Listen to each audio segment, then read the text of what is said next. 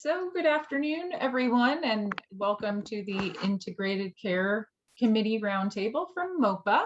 I am Robin Lute, psychologist. I'm happy to be here with all of my colleagues and my team, and we're looking forward to talking with you today about weight management, especially from an integrated care perspective or a primary care perspective.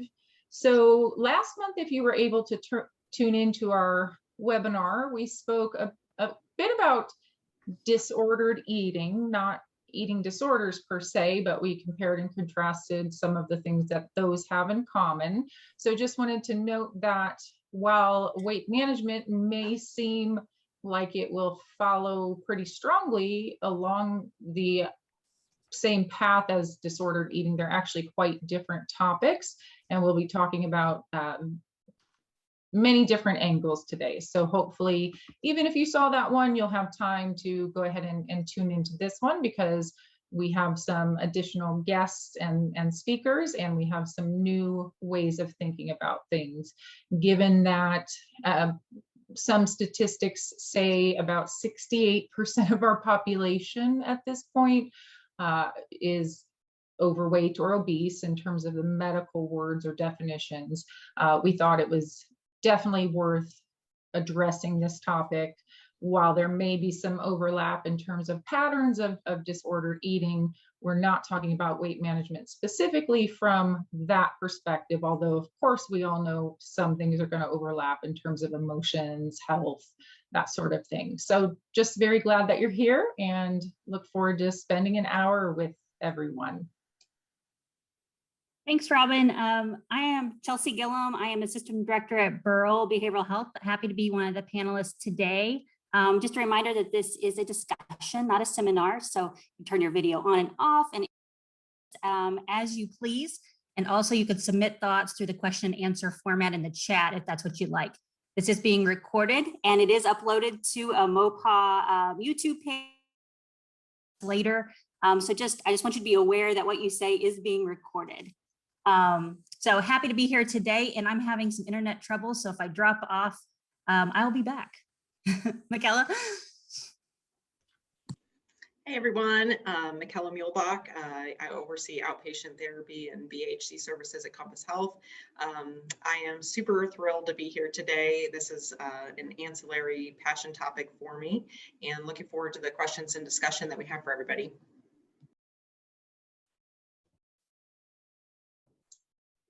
We're also pleased to have Dr. Howell with us today. Dr. Howell, tell us a little bit about you and how we came to have your presence today. So I am new to Compass Health, and I am a general pediatrician in the Central Region in Columbia. And I have been in pediatrics for over 20 years now. And so Michaela asked me to join. And so I think that's about it.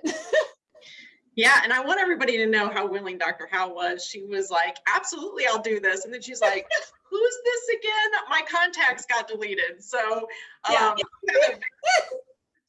Which absolutely reflects Dr. Howe's practice.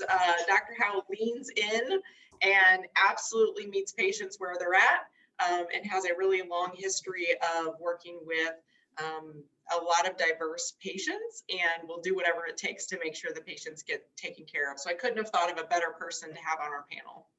Right. So I should probably add that I have spent almost all of my career with at-risk families and youth. And so weight management is a huge factor. And not just in that group. I mean, it's a huge factor in everyone's offices now, as we're starting to see, really adult health disorders reflected much earlier in childhood because of, if you've been obese for 15 years, by the time you are 20, you have the health issues related with that, at 20, rather than 40 or 60 or whatnot. And so health management, as far as weight management, really needs to start during pregnancy. Well said. And I would imagine a lot of treatment is not necessarily for targeted at the children, right? It's targeted at the families. Can you speak to that a little bit? Well, I think that that's a huge issue is children don't buy their own food. They don't prepare their own food. And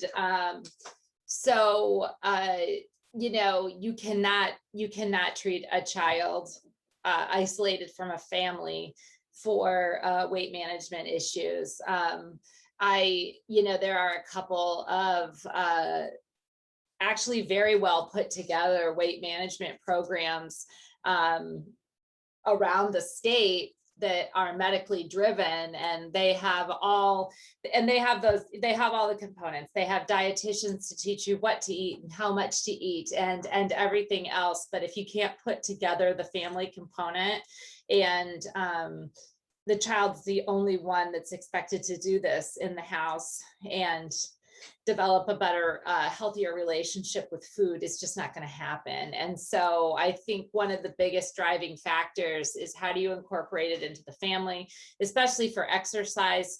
You can't send a 7-year-old child out to exercise alone. Not in most neighborhoods anymore, and certainly not in at-risk neighborhoods where you know, impoverished populations live. And so how do you get, you know, everybody says that, you know, weight management is 80% eating and 20% exercise. You can't out train a bad diet. We've all heard that. But you do need the 20%. They need to move. And you need that 20% to get the overall health goal. You know, it's the aerobic exercise and whatnot that is going to improve your lipid status and bring your blood pressure down. And so we need to, you know, we need to put it all together. But so in many ways, I don't know that there's a lot of isolated treating children for weight management problems, is that you have to treat the family, and we have to get the parents into services that are usually behavioral health oriented, quite honestly, because usually what we're seeing is, you know, the results of a hard life and a lot of childhood trauma that are then targeted, you know what I mean, that are then being represented in adult life in extremely poor relationships with food and their health disparities that have come from that. And then, so what we really need to do is treat them so that they can make their families healthier. You know, I'm thinking, Dr. Howe, along the lines of the system and the family, and not having those expectations, just as you mentioned, for a child. There's certainly research out there that supports the notion of modeling as well, right? And right.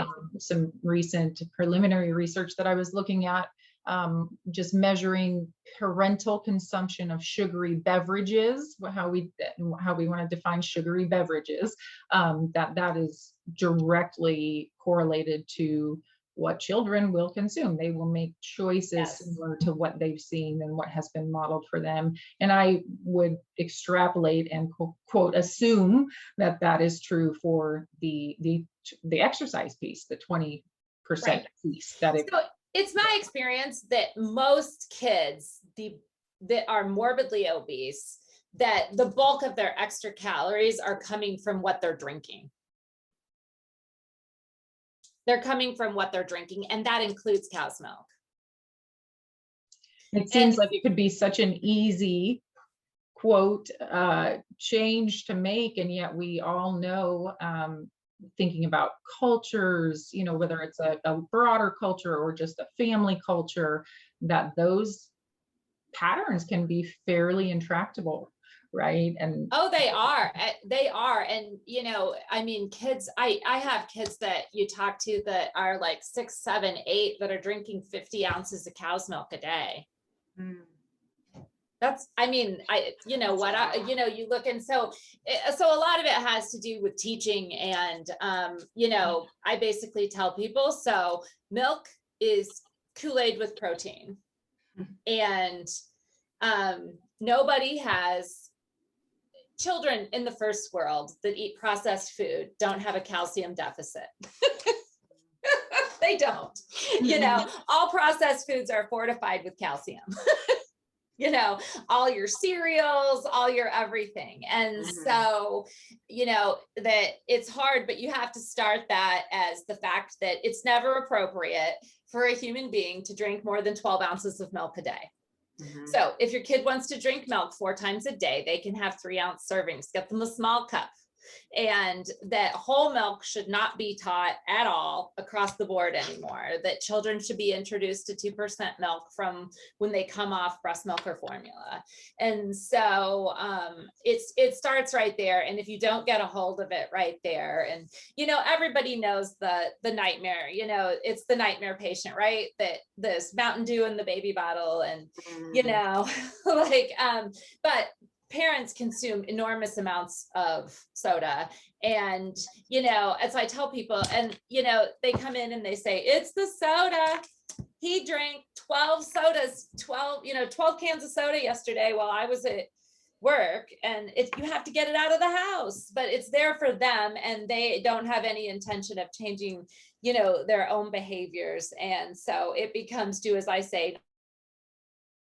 It's just like smoking. If you smoke in front of your children and then you're horrified when your children become smokers, you know, it was probably written in stone very early on. And so, yeah, it's modeling good behavior, and but it's very, very difficult. And we know that obese parents and that obese pregnant women, that there is metabolic programming involved with plasma ghrelin levels and all these hormones. And so if we cannot get your blood sugars and everything else under control and your metabolic programming during the pregnancy, that we know that that starts that early, and you know that you are at risk for obesity. And some of those models are starting to develop further, where the peer-reviewed studies are starting to come. But even in the small peer-reviewed studies, in the animal studies, they're already showing links between obesity during pregnancy and subsequent obesity in childhood. Even when controlled for the nurture nature thing, even when controlled for the environmental setting. And that's, you know, I so appreciate how you put that earlier, Dr. Howe, because we are working oftentimes with people who really live hard lives. They do, and they have a lot of issues, you know, a lot of things going on. Everybody has problems, but some people have a lot more baggage than other people. Yeah, absolutely. And one of the things that kind of speaks so near and dear to my heart for any of our MOPA integrated panel groupies that maybe have followed us from the inception is that, you know, rural healthcare is a passion of mine, but it's a passion of probably everybody on this call. And thinking about rural healthcare is important, but also thinking about access to healthy options. And so you mentioned earlier, Dr. Howe, about like safe neighborhoods. And so in grad school, one of my research projects was focused on kind of like food deserts and what do those look like? And rural is important. Inner city is where we see these enormous food deserts. Their ability to have grocery stores is much more limited than the suburban areas, and their ability to have fresh food available at those already lower number, like less available stores, the food availability is much worse. The fruit and vegetables aren't very good. And so then you say, well, you know, they can just go to a different store. Okay, like let's play that out. We have the most motivated patient we've ever had in our entire life. They oftentimes have to take a bus. What if they have to get childcare or care for somebody that they are caring for, maybe an aging parent, maybe a neighbor. And then it's like they get on the bus, they travel, so now they have to carry all that back. So you couple that with the research that indicates that there's more than enough per capita fast food restaurants in those neighborhoods. So it's all starting to snowball, and it's not about convenience for individuals, in my humble opinion. It's a lot about survival. Like that is a lot of steps. I'll just own it. If I have to stop by a grocery store after work that is conveniently located right across the street from my home, I'm like, ugh, don't make me go there. Don't make me go to that place. I can't even imagine. I can't even imagine all the hoops you have to jump through when you work and live in inner city and you don't have access to those things. And then you get, and so this is like full circle, then you go to your healthcare provider. And of course, most of our patients know they're overweight. Most of our patients know their kids are overweight. Most They of them do. know. They're like, well, what do you want me to do? Right. So it's just a total snowball effect, unfortunately. Hard lives. Dr. It Novak, is. And I think, oh. you know, I think it's important to meet people while they're at, and you're not going to solve 30 years of problems in a 15-minute visit. And so, and, you know, I think if the message is too hard and too fast, they also won't come back. And so, you know, I sometimes take the approach as I wait for people to tell me, you know, and I've lost mid-levels over the years. About 8 years ago, I had a mid-level nurse practitioner and she quit, and she was like, I just can't do this. Like, every single patient that comes in here needs 2 hours of my time. And I don't know how you do this all the time. And, you know, and I had to finally tell her that patient was here for strep throat. Yeah, they don't come presenting with one concern there. And there's something that Dr. Mulbach, I want to mention related to the idea of the food deserts. And some of the more disenfranchised populations that we may be working with is also the cost. So when people are trying to make good decisions, I know I bought something called cotton candy grapes recently, which are insanely amazing because they taste like cotton candy. That being said, I asked 2 different people about them, 2 people who are in completely different socioeconomic statuses. And the first thing that both of them said to me was, I love them, but they're so expensive. So that's just a very real life example that I've had literally this week. And so I think about some of our clients who, when they're trying to make decisions and they have bills to pay and electricity needs to be on, or we're struggling with virtual learning and having to add a bill like Wi-Fi, you know, even if they know, it gets back to the fact that people are not necessarily always ignorant, as Dr. Howe said earlier, in terms of exercise and diet. People can know that, and they can also know that I can get a Big Mac and fill my child's belly for a longer period of time than $1 worth of cotton candy grapes, as an example. So, and, you know, to your point, Dr. Howe, about the presenting concerns, patients don't come in necessarily with one, or they come in with one and it snowballs into so many.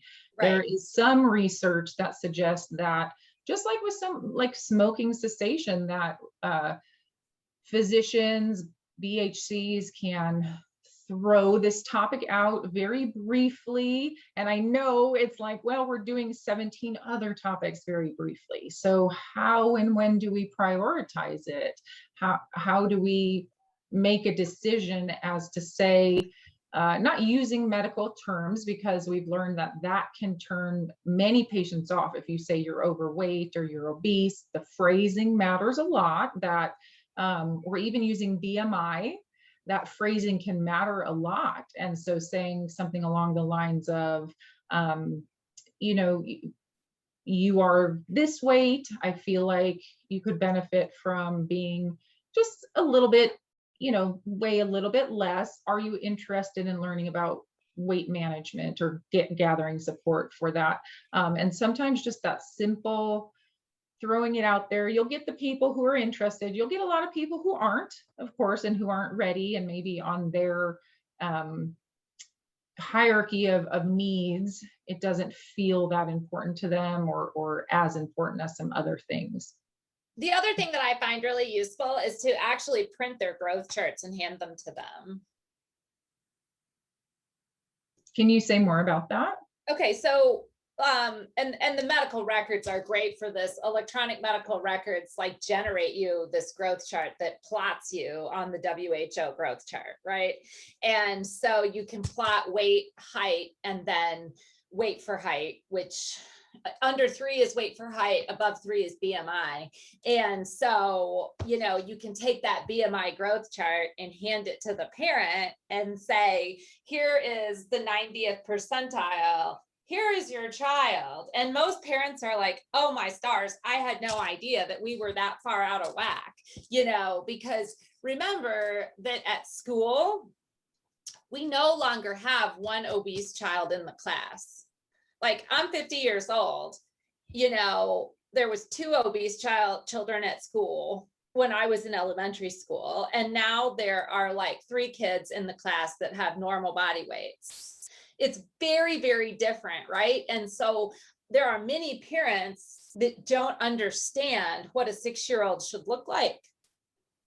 They don't. And so sometimes calling attention to it in a visit, if you just start it with, this is where you are, like, and you don't have to be a scientist to see the line here and your line up at the top. And, you know, parents go, oh man, I didn't know that's where we were. And then, so you can kind of work with that interest going forward. And so, and then I usually start with some, you know, really small thing, like, let's start with drinking water and getting rid of the Kool-Aid.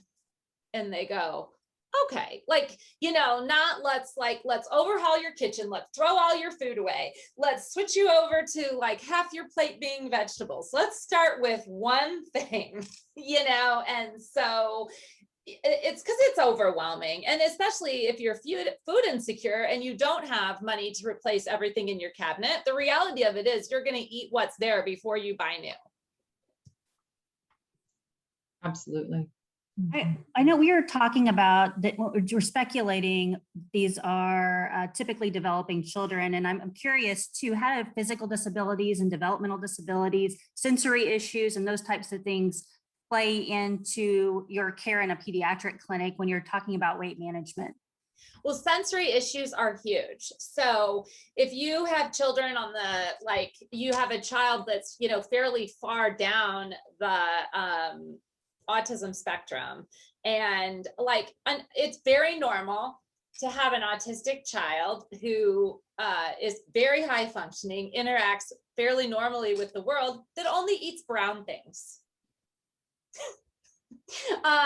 Or they don't, like, you know, things like that, or like the typical picky eater, when the picky eating is not about taste, it's about how the food feels in their mouth. And so I think that you have to make sure that you're co-addressing those issues with feeding therapy and sensory and desensitization to textures. And feeding therapists do that really, really well. And feeding therapy that was really hard to find 20 years ago is fairly universal now in any PTOT, you know, clinic. I mean, you know, it used to be that you had to go to the children's hospital to get feeding therapy, and it really focused around kids that couldn't swallow and things like that. But now sensory integration therapies and sensory therapies, and working with feeding therapists to, you know, like, kids just, you'll have, you know, quirky kids that, like, they don't eat crunchy stuff. Like, I'm not going to eat that piece of chicken because there's a crunchy spot on the side, and they can't. And so, so we've got to work through those things too. And parents sometimes unknowingly, like, you'll have parents who have terrible fears of choking. And so this is what I see with parents that have terrible fears of choking. The kids come off formula and they put them on Pediasure because it is new. They think that's all the nutrition you need, and then it doesn't matter what their kids eat.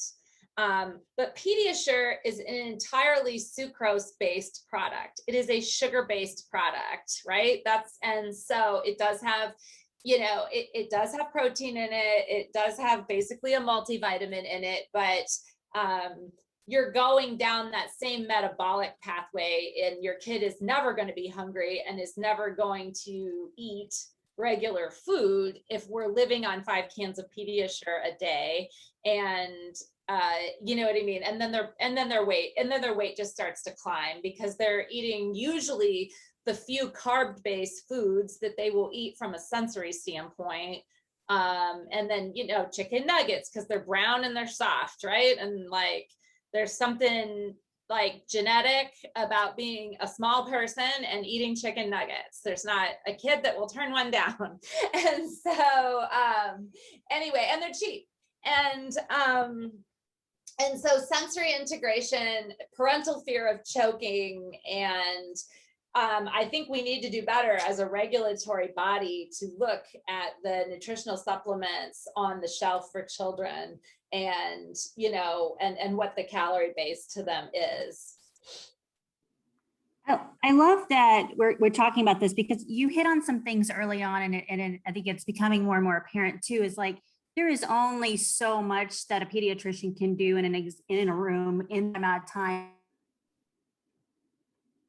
Oh no, poor Chelsea. She said she'd be right back. Well, and if I may, knowing Chelsea the way I do, I'm going to go ahead and pretend I can fill in her thought, which, never mind, see? Well, go ahead, Chelsea. We lost you. Yep, you're here. I was going to fill it. Is she gone again? No, she's here. I'm here. Okay. Keep moving so you can see I'm here. Okay. Yeah. Okay. I was going to say, you really hit on this, on how important it is that we have behavioral health consultants in clinics to be able to address not only health like disparities, but be able to do that investigation piece. Because like you said, you know, 2 hours and they came in for a very specific problem. I think it's really important to have our lens to look at and investigate why and what and how we navigate this, so that you can continue to do the things that you need to do. For sure. Yeah, I love that. I'm going to take a shameless plug here. Katie and Caitlin are two of our BHCs at Compass, and I share this invite with them every week. And if they're not in clinic or with a patient, they do try to join. So soft shout out and shameless plug. But you know, knowing that our BHCs are such a pivot point for us in the intersection of primary care and behavioral health and behavioral medicine, you know, I'm always very interested, definitely not to put you guys on the spot, and definitely not to just say this as a BHC space. Like, we wouldn't want to hear from everybody on this call. We want to know, like, what questions you have for us, and like, what discussion points do you think are valuable? We have our own. We have thoughts. Ethics was something that we had talked a little bit about too, and would love to just hear questions and comments as well. Not to halt the conversation where it is and say that's what we're going to do, but we want to hear from you guys. And I just love the BHC model for so many reasons, but I think this is one of those that is so important and valuable, because, you know, thinking about primary care, my experience, and when I go and they say things to me, in my mind, I'm behavioral health analyzing that. I'm like, oh, I shouldn't have said that. Not going to do that. Oh, you know, you haven't validated me a lick, and you haven't taken any of my experience into account. So I'm done. You know, I'm pretty hard on medical providers. So anyway, all that to say, like, I just such a robust discussion, and I'd love to hear more, and we'd love to field questions. No pressure. All the pressure. Well, and you know, I'll jump in as others are formulating their questions and building up maybe their bravery to jump in as well. Dr. Mielbach, I hear you about kind of the you know more, maybe your health literacy is better, let's hope, than many of the people that you know, in the general public. I would love to think or to hear about individuals' opinions about why physicians, pediatricians, OB-GYNs maybe don't necessarily bring this topic up as much as we would imagine, meaning we all know how significant the effects of carrying a lot of extra weight, even a little bit of extra weight, can be on a person's health. And, you know, there, like you said, I have my opinions in terms of, you know, individuals with their own biases or maybe even fears. Like Michaela, you said, you know, you shouldn't have said that. And I wonder how it is for providers, behavioral health or otherwise, to talk about weight. There's a lot of stuff is the professional word around weight in our culture. So does anybody have thoughts about that or find themselves with biases or fear, maybe hesitation about bringing a topic up at the risk of offending a Michaela, for instance? Well, I think at some point it depends, where are we in the situation? When you bring your 15-year-old in who is 480 pounds to me and has out of control blood pressure and wants football clearance, and then I have to say, at some point somebody has to say every now and then, if you keep this up, you're going to die. And you're going to die a very young man and you won't see 50. And those are hard things to hear, but you know what I mean? I think at some point, some of those things have to be said, even if they are hard to hear. And at what point do you have to have some sort of, you have to move forward? Or, I have the 35-pound 1-year-old in the office and it's like, okay, like, stop. What are you doing? Stop. We have to get this. This is critical. Like, this is like metabolic programming for life. And so sometimes you have to, I just stop people and I have to take them back and say, I haven't known you your whole life. At what point was this cart on the track? And then what happened? Because at that point, this is not, I'm just eating the wrong things. Psychologically, there's something awful going on here that you need help with from the mental health side and the behavioral health world. And it's not just about your medical health. And so I think that it's really, really important at that point I don't think that it's ever appropriate to treat somebody who is 300 pounds overweight without behavioral health. And I always say that because you lose that weight, you lose the way you interface with the world, you lose the way you hide from the world, you lose your coping mechanisms, you lose so many things. And we all have those clients and patients over the years that are like, I lost 200 pounds, my husband left me. Right? Or I quit drinking, my wife left me. Turns out she didn't like me sober. I did something healthy for me, and then look, I lost the rest of my life. And so you've got to bring in that behavioral health side, and it just can't exist alone, right? It can't exist alone. So sometimes it's my job to say, this is going in a really bad place and it's going to kill you. Like, we know that. We have all the medical science out there to kill you. And I want to help you. And I'm going to go get my BHC. Like, in my office, her name's Renee. I'm going to go get Renee and we're going to talk about how this can go forward. You know what I mean? And I want to get you into comprehensive services. I also want to work on your blood pressure. And I also want to put you on metformin. And we need to get some blood work and see how your liver's doing. But the reality of it is you have to do all those things together. Yeah. And I think that, Dr. Howe, kind of we have to say hard things sometimes. We have, so then that like, to me, that's just screams ethics, right? And it's like the ethics of our profession and like, first do no harm.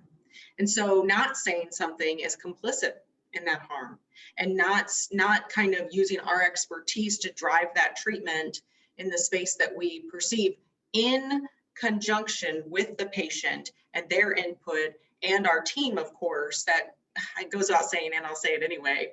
So I think that's an ethical quagmire for a lot of people. Like, it is my ethical obligation to say this, but I also don't want to do harm to my patient. And so that's where, right, you have to, it comes down to like the pros and the cons of saying something versus not saying something. And your point is well made. Like, not every situation is the same, and the relationship and the rapport you have with that patient is very different.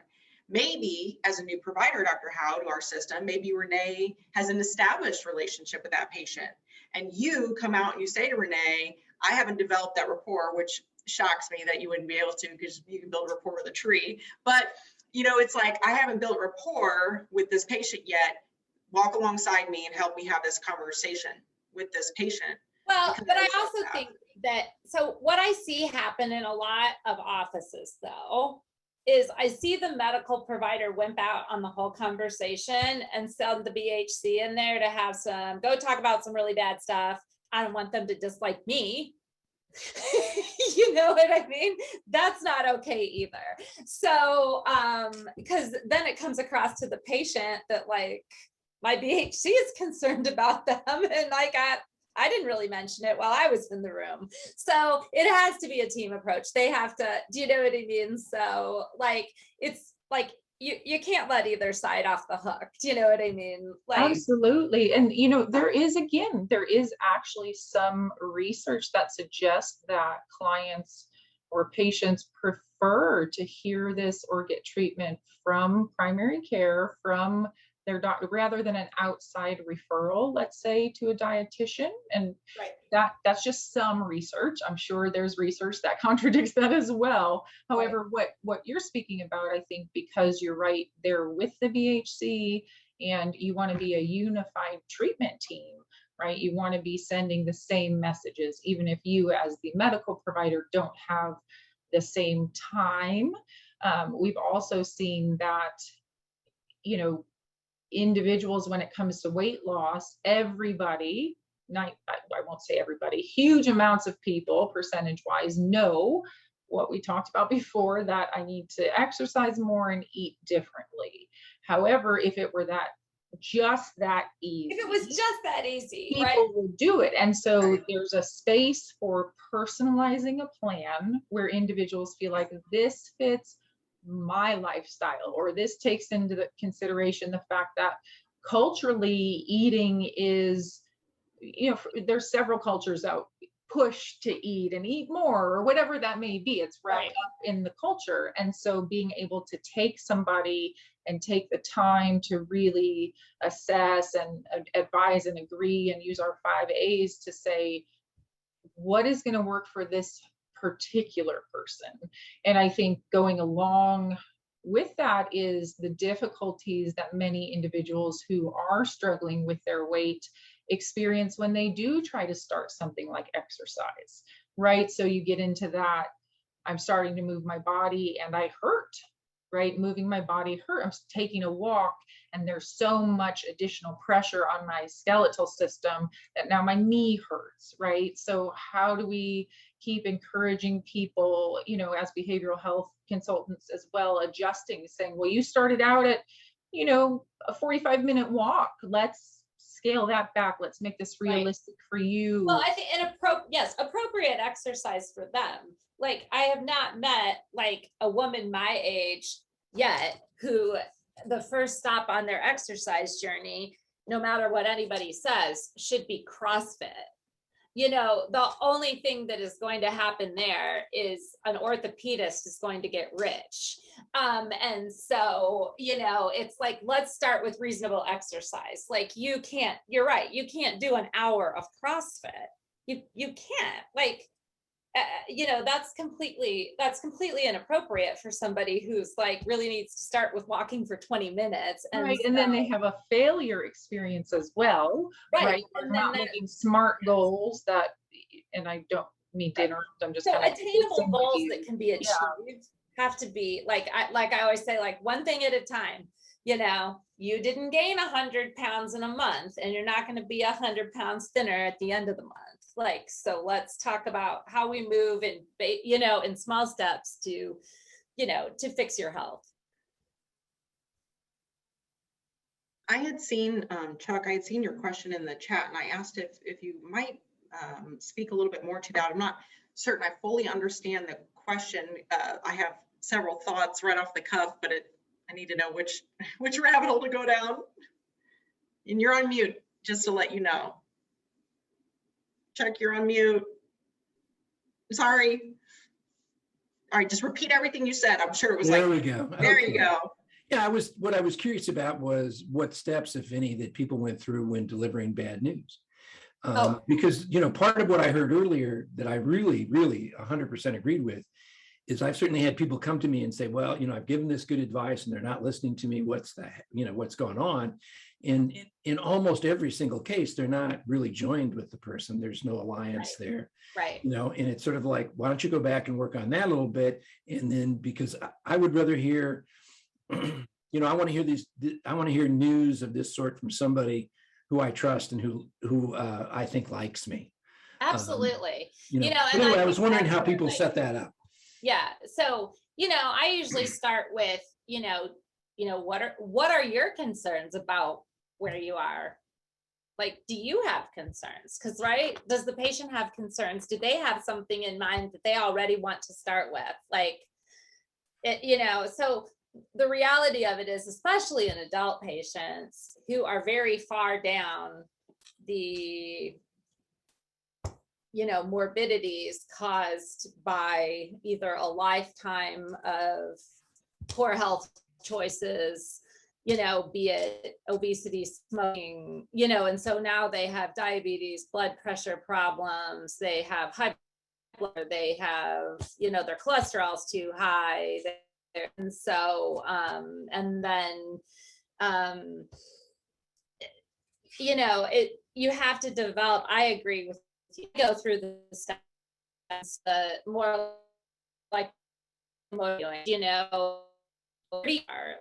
me, so find out in there, and I guess the harder discussions where critical point is really come with patients that have morbidities and they're med non-compliant and their life choice non-compliant with fixing them. So where you have to say, like, okay, you don't take your high blood pressure medicine, you don't exercise, you want to feel better.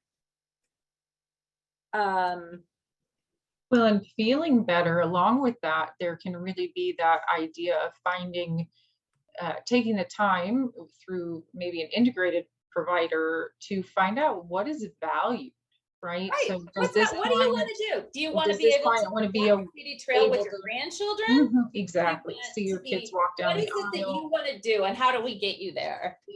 Yeah, exactly. And the other piece, Chuck, that I'm thinking about what you said in terms of kind of providers passing things off and saying, let's make sure that this person likes me before we have this conversation. That patients are very sensitive to providers who are biased. They can tell, right? There are large numbers, unfortunately, of providers who have bias against or about individuals who are overweight, and they will sense that in the way that in the language, in the way the message is delivered. So it's really important for us to know our own biases, particularly, again, because research shows the impact of those biases, either for overweight individuals, either getting inadequate care or getting almost even disrespectful care in the way that things are thrown out. Yeah, absolutely. Which is always inappropriate. You do not have to be cruel to have a very pointed conversation about the outcomes of where you are at this point in your health. Does that make sense? Yes. I also think when you say, how do we have these conversations? This is a great time to actually consult with a behavioral health consultant on how do I do this in a very delicate, trauma-informed way? How can I talk about adherence and how that plays a part into why they are the way they are and where's the actual breakdown occurring, and trace that back and have someone else take the time to do that so that conversation comes across in a completely informed way. And so I think that's a huge piece of actually our role as behavioral health consultants.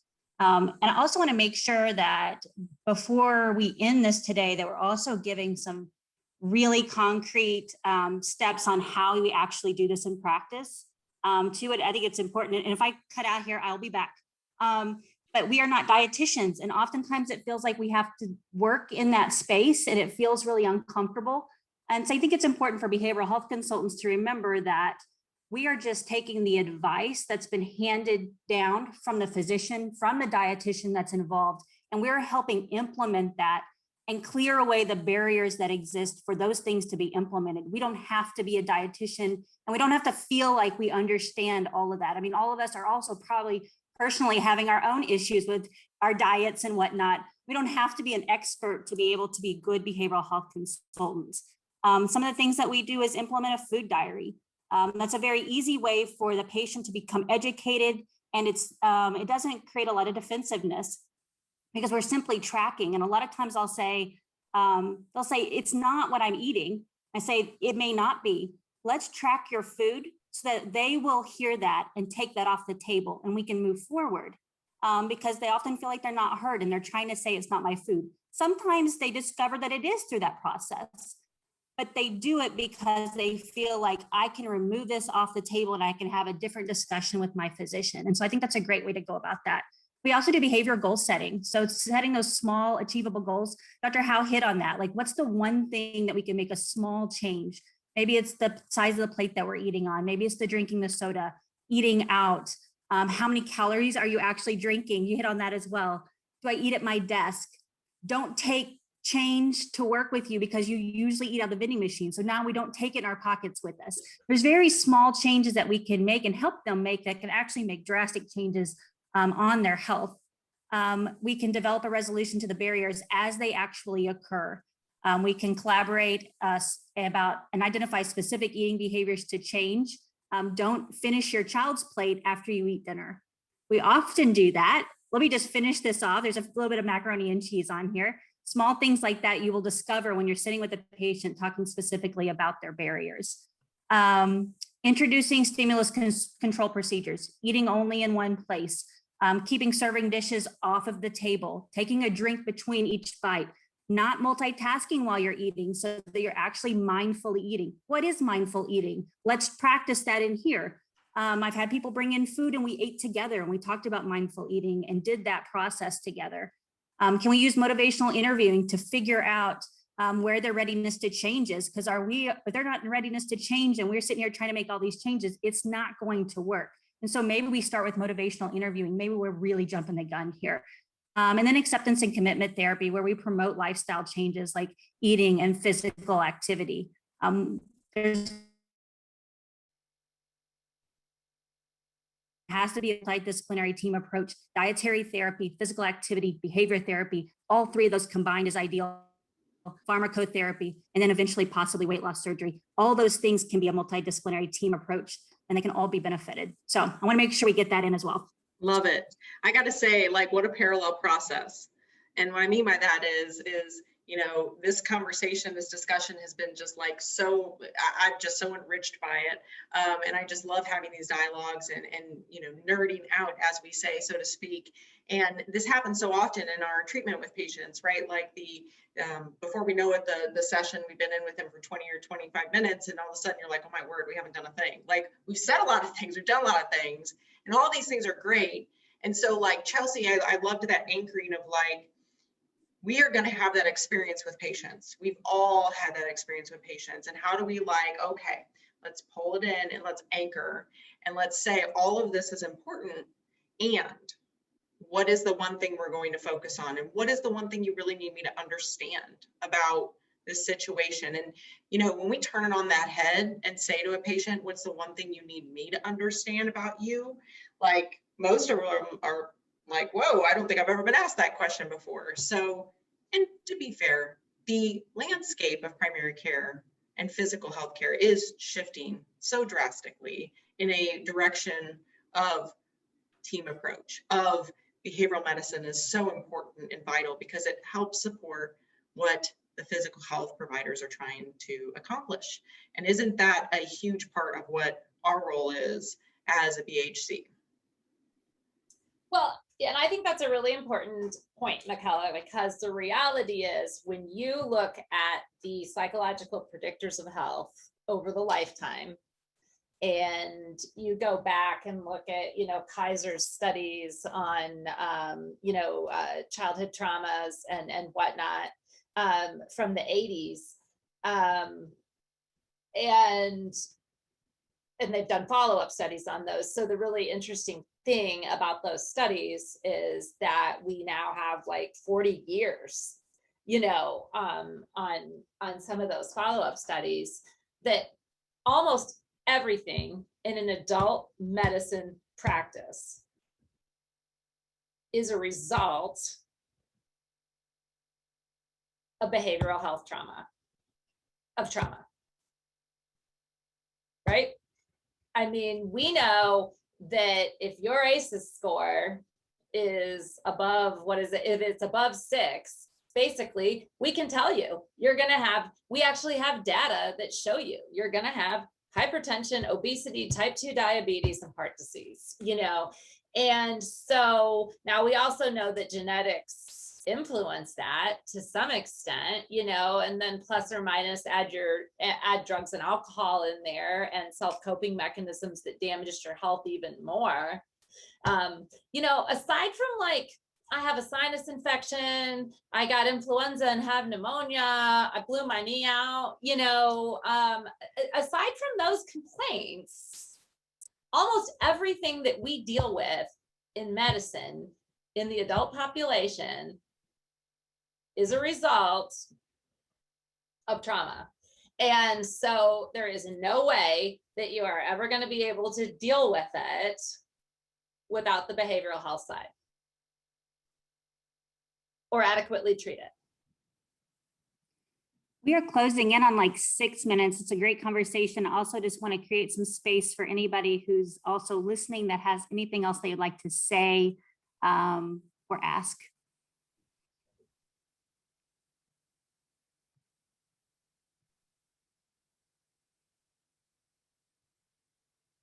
Thank you, Dr. West. I'm glad you're here. I'm counting you as an IHC roundtable groupie. Yeah, totally. We've seen Dr. West a couple times.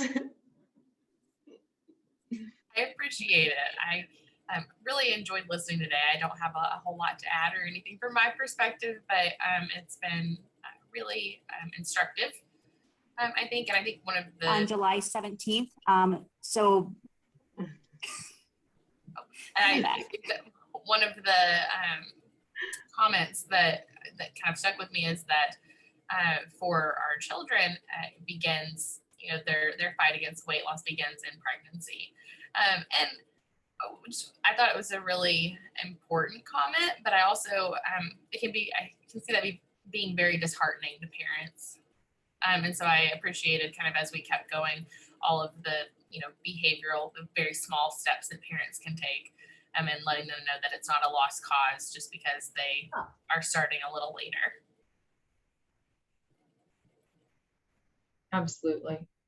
I agree with you, Hannah. I personally was like, oh, when I heard that too, because I had preeclampsia and they had a really hard time getting my blood sugars under control. And I was like, oh no, is that going, and like, I was going through this list in my head, and who actively has fairly healthy children and knows these things. I also panicked.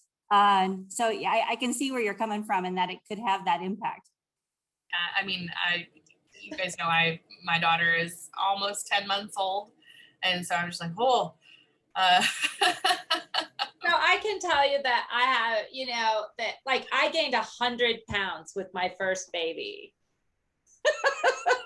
So I always say, none of us lives on an island. Do you know what I mean? And so I can remember my OB saying, I goes like, my knees hurt, and he goes, well, I don't think that it's from the pregnancy. I was like, yeah. They handed me this scrawny little 6-pound baby, and I thought, oh no. this is bad news. There must be 4 more of those in there, or maybe 8. Like, what am I going to do? So, you know, it's a process, right? Like, and that, you know, you can intervene. And so you just have to constantly, I always work to constantly remind people that we can intervene along the way. Like, just because you turned right instead of left doesn't mean you have to go 100 miles down the road that you turned right on before you turn back left. We'll get back there, you know. This is a process, like with everything else in life. And so it is really important to have, and the other thing is making sure those patients have established relationships, right, with primary care docs, because the last thing you want to have happen to a patient is that they see 20 different doctors in a 5-year period that all have a very disheartening conversation with them about the bad outcomes they're going to have. Now, I'm not going to have that conversation with you every time you come in. I already know we already had it, you know, and so we're going to spend our time talking about where we are and where we go next, right? Like, so, you know, and so we've gotten away from that, right? Because like Hy-Vee and, you know, Walmart are letting us, because you don't have to go to the doctor for regular little things anymore. You can walk into urgent care. And so people do not have established PCP relationships because we're giving them a way out. And so one of the things that we need to do is make sure that patients have established relationships with providers, both on the behavioral health side, right? Because nobody wants to explain their whole story to a new therapist every time, right? Because it's hard to tell it the first time. So, you know, you want to pick up where you left off. You don't want to start over. Well, it's the same thing on the medical side. Absolutely. I agree, Michaela. I love that statement. It reminds me of smoking, alcohol, weight loss, all those things that patients would say, I fell off the wagon. I said, well, the wagon just stopped in front of you. You can get back on. It doesn't take off. It's not actually attached to horses. So last few things I want to remind everybody is that we have an upcoming webinar on July 17th through SciPact. Be watching MOPA website for more information on that. We also do a roundtable every month. First Thursday of every month is a new topic. The next one is going to be the consequences and treatment of sleep disorders. Yeah, and if you want to review previous roundtable sessions or other MOPA webinars, visit the Learning Center at www.mopaonline.org. Thank you all for being here. Have a wonderful 4th. See you next month. Bye, everyone. Thank you. Bye, everyone. Great talk today.